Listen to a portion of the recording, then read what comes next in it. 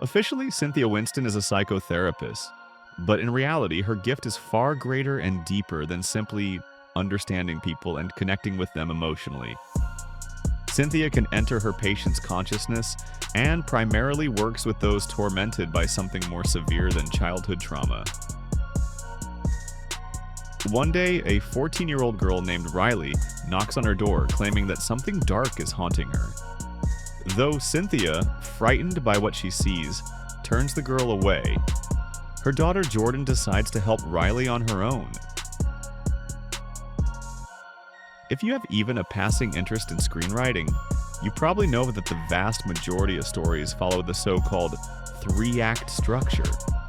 The first act introduces the characters and sets up the world, the second complicates the conflicts, and the third delivers the climax and resolution. The peak of narrative tension.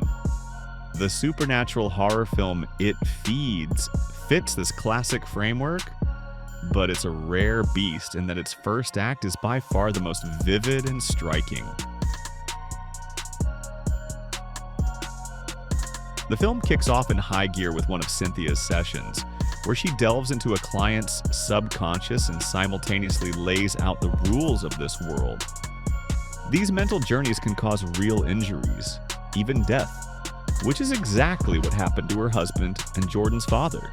He took on a case beyond his abilities, and now Cynthia avoids dangerous clients.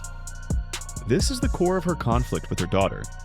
Jordan didn't inherit her parents' gift, but is desperate to help people with the same dedication as her father. The backstory and world building are delivered so smoothly and skillfully that you can't help but brace yourself for a thrilling ride, especially since the film's director and writer, Chad Archibald, is no stranger to the genre, having previously helmed the unsettling horror flick Bite, in which a girl mutates into a grotesque creature that spawns eggs and feeds on flesh. Unfortunately, once the first act ends, so does the magic.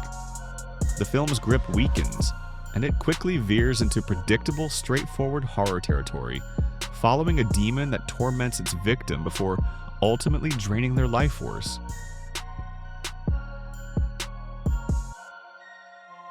That's not to say the second and third acts are complete failures.